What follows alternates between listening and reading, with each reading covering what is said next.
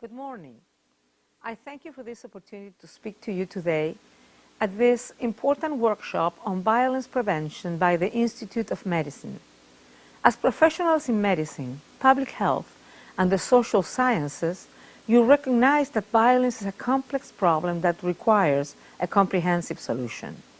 We know that violence is deeply rooted in gender inequality and systematic discrimination against women, and it continues because of impunity, and because far too many women are denied a voice in their societies, denied opportunities to participate as equals in the economy, and denied control of their own bodies. The international community continues to build on the normative framework enshrined in the Convention on the Elimination of All Forms of Discrimination against Women, regional conventions and protocols, and most recently, a resolution of the General Assembly. Today, at least 125 countries outlaw domestic violence, and there is a large body of national legislation, policies and programs on violence against women and girls. Knowledge and awareness of the causes of violence have increased, and women, men, and young people continue to mobilize in huge numbers against it. Momentum is building, but it's not enough.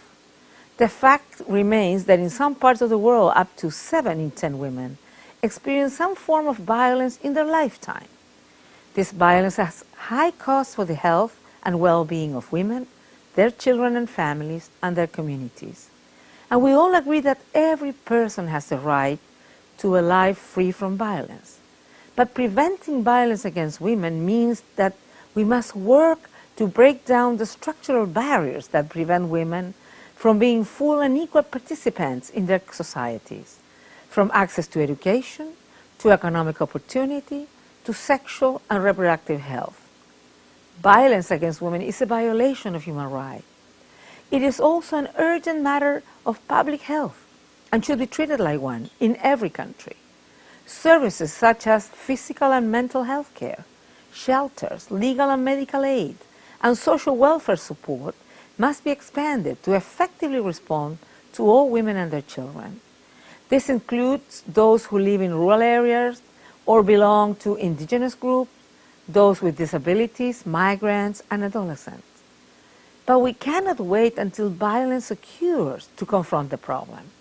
As a medical professional, former Minister of Health, and former President, and now as head of UN Women, I understand the vital importance of prevention.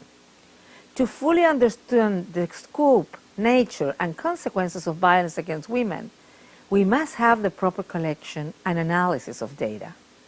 Data provides the evidence we need to measure the success of our efforts, to build on successful programs, and to make a strong case for action. Prevention of violence also requires us to increase our investment in transforming social norms. It requires us to work together with communities, and in particular with men, adolescents, faith-based leaders, and other gatekeepers to break through to hearts and minds and promote women's empowerment and gender equality. On November 25th, the International Day to Prevent Violence Against Women, I called on all heads of states and government to make new commitments and take strong action in their countries to end violence against women and girls. We call for education programs that teach human rights, equality, and mutual respect. We call for increasing number of women in politics, law enforcement, and peacekeeping forces. We call for equal economic opportunities and decent jobs for women. There can be no peace, no progress, when women live under the fear of violence. We know that we have to do a lot more to provide comprehensive services to survivors of violence. We know that we must implement laws and policies that end the impunity and secure justice for women. And we know that we must all work together to create a culture where gender-based violence is unacceptable. Working together, we can turn the tide against violence and make more peaceful and equitable societies for all. I thank you all for the work you are doing. I wish you a productive discussion, and I look forward to hearing of the results of this important workshop. UN Women stands beside you.